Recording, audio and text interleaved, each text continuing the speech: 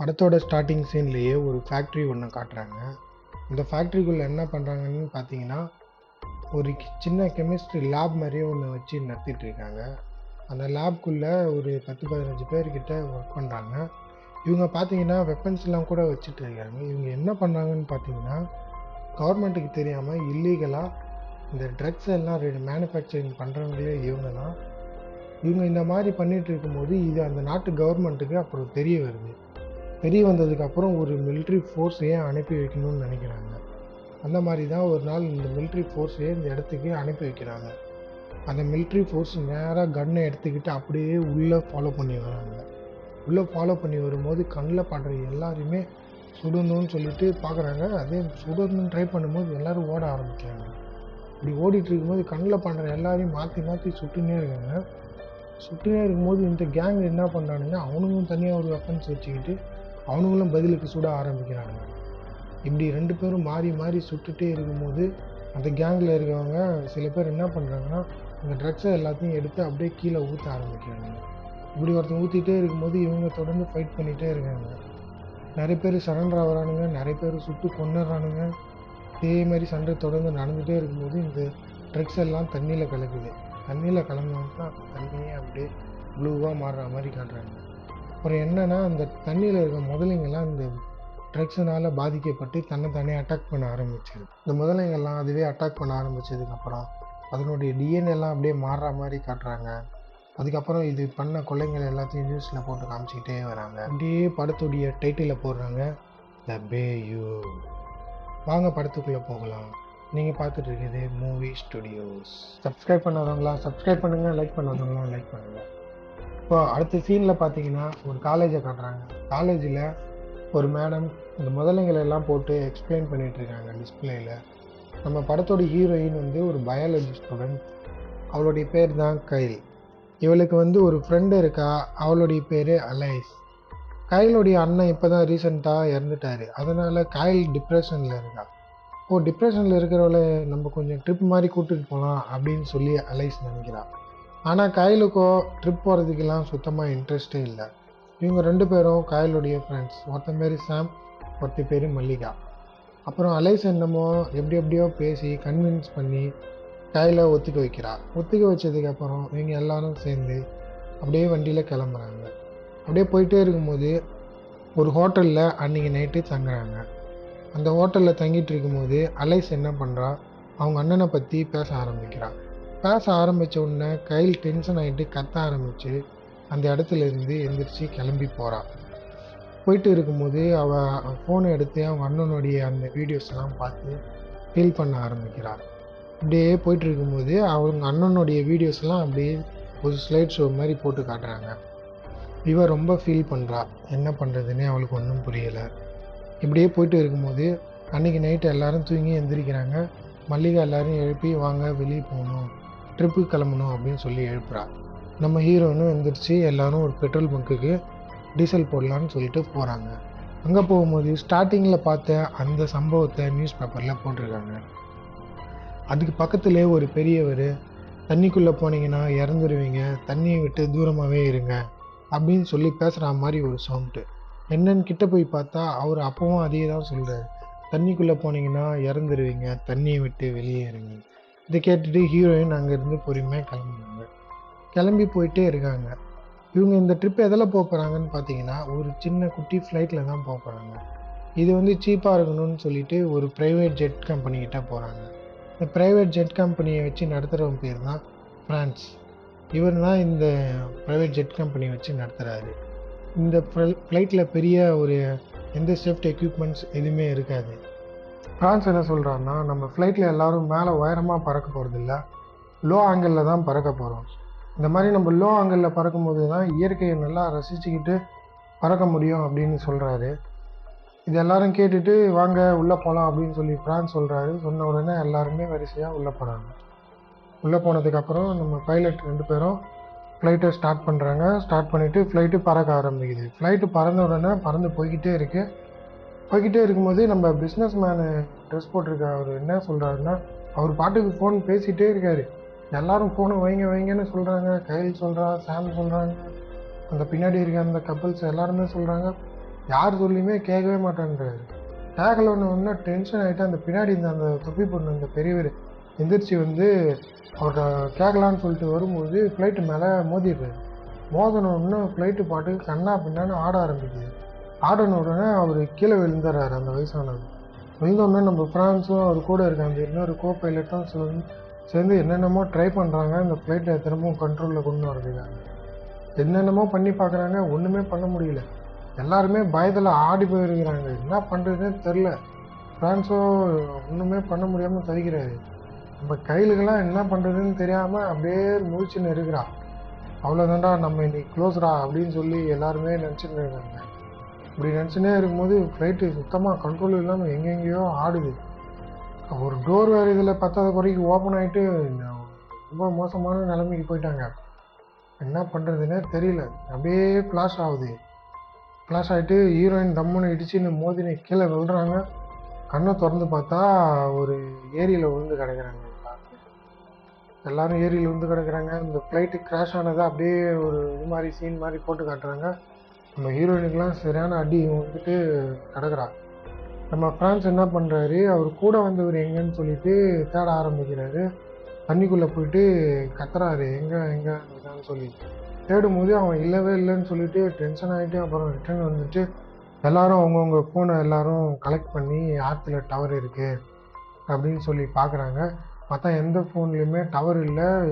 ஒரே ஒரு ஃபோன் மட்டும்தான் ஆனில் இருக்கு. மற்ற எந்த ஃபோன்லேயுமே பவர் இல்லை.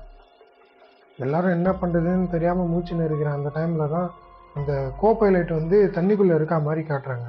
அவரை காப்பாற்றலான்னு சொல்லிட்டு ஃப்ரான்ஸு கையில் நம்ம சாம எல்லாம் போயிட்டு இருக்கும்போது திடீர்னு பார்த்தா ஒரு முதல்ல வந்து ஒரே கடிச்சு அவனை உள்ளே உயிர்த்துன்னு போய் ஒரு சுற்றும் பாரு.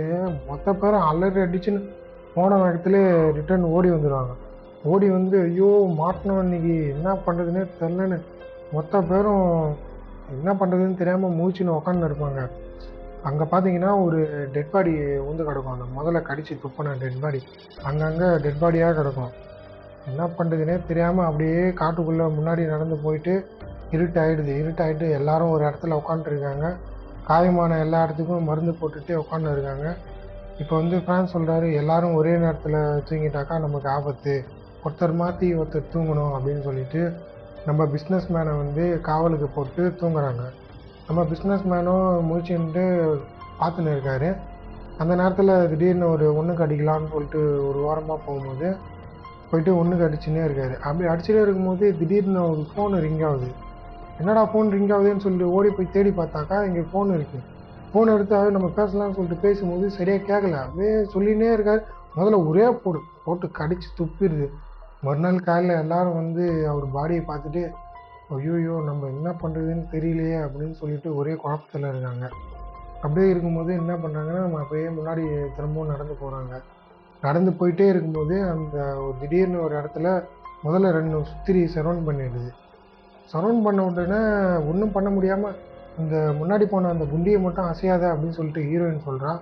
சொல்லிவிட்டு இவங்க கிட்ட போய் சொல்லிட்டு இருக்கா, முதல்ல தன்னை விட உருவத்தில் பெருசானவங்கள யாரையும் கொள்ளாது, நீங்கள் என்ன பண்ணுறீங்கன்னா கை கோர்த்து ஒன்றா ஓடுங்கன்னு சொல்லிட்டு இருக்கும்போதே முதல்ல அவளை கடிச்சு இழுத்த உடனே எல்லாரும் பிச்சுக்கிட்டு ஓட ஆரம்பிச்சிடுறாங்க. முதல்ல பின்னாடியே தொத்திட்டு வருது. என்ன பண்ணுறதுன்னு தெரியாமல் வேகமாக ஓடினே இருக்காங்க.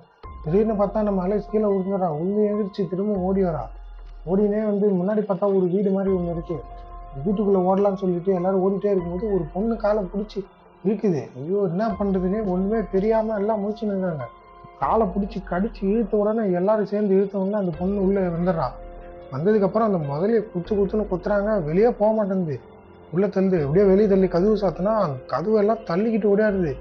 இவங்க எல்லாரும் சேர்ந்து ஒரு 4 பேர் சேர்ந்து தள்ளி கூட அந்த முதலையை தள்ளவே முடியல. அவ்வளோ பலமாக இருக்குது அந்த முதல்ல. அப்படியே அந்த சீனை முடிஞ்ச உடனே அடுத்த சீன் இருட்டான மாதிரி காட்டுறாங்க.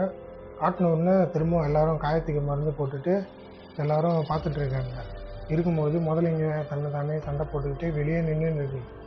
எல்லா முதலையும் எப்போ வெளியே வருவாங்க ஒரு போடு போட்டுடலான்னு பார்த்துட்டு இருக்கும்போது அப்படியே தூங்குறாங்க. இப்போ வந்து நம்ம கையிலுடைய கனவுல காட்டுறாங்க. கையிலுடைய கனவுல அவங்க அண்ணன் எப்படி இறந்தான் அப்படின்னு சொல்லிட்டு காமிக்கிறாங்க.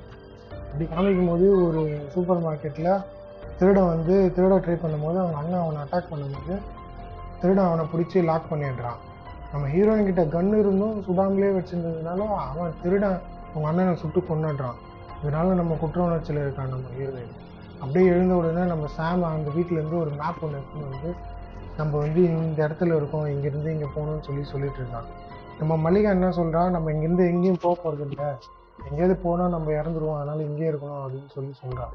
அவன் சொல்கிறதெல்லாம் யாரும் கேட்காம நம்ம ஃப்ரான்ஸ் என்ன சொல்கிறாரு, நீ சொல்லு மல்லிகா, நீ சொல்கிற மாதிரியே நம்ம செய்வோம், இங்கேருந்து போனால் தான் நம்மளால் பழைக்க முடியும், இங்கே இருந்தால் ஒன்றும் பண்ண முடியாதுன்னு சொன்ன உடனே அவள் அப்படியே சொல்கிறா, சரி வாங்க நம்ம போகலாம், என்னை ஃபாலோ பண்ணுங்க அப்படின்னு சொல்லிட்டு அப்படியே கிளம்புறாங்க. அடுத்த சீனே பார்த்தீங்கன்னா அந்த முதல்ல கொண்டு போட்ட அந்த இதெல்லாம் காட்டுறாங்க.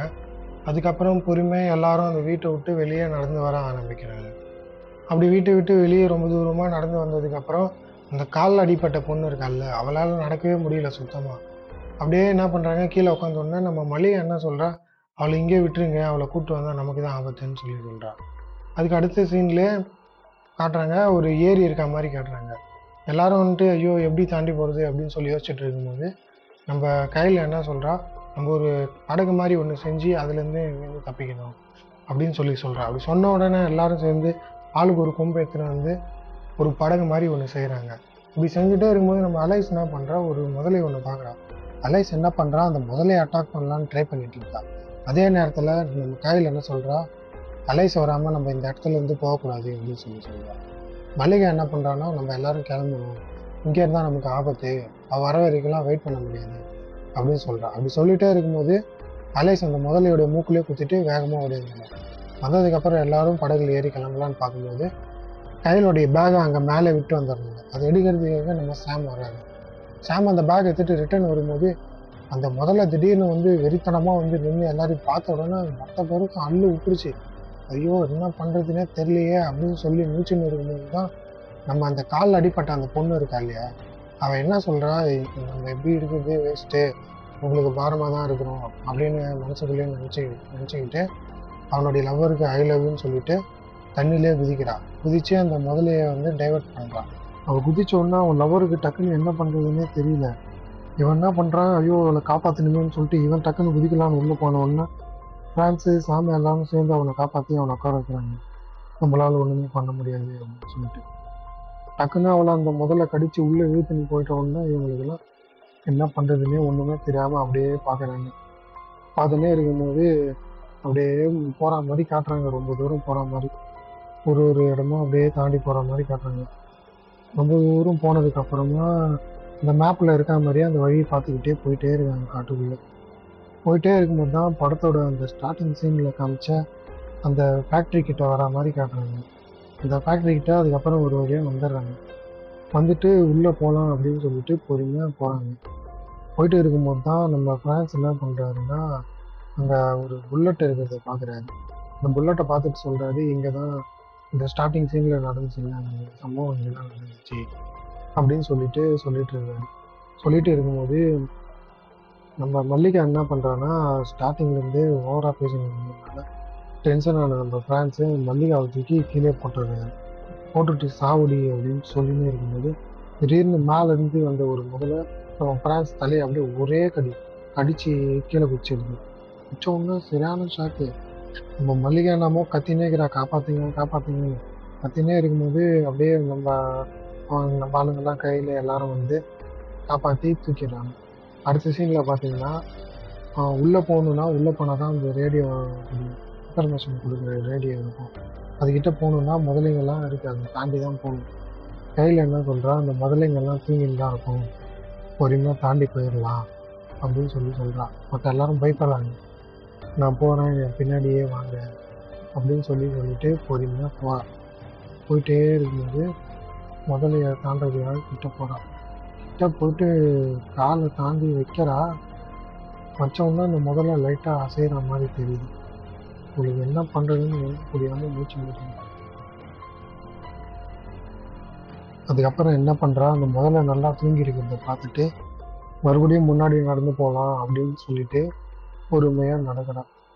பொறுமையாக வந்து அந்த முதலையை தாண்டி ஒரு காலடி எடுத்து வைக்கிறா.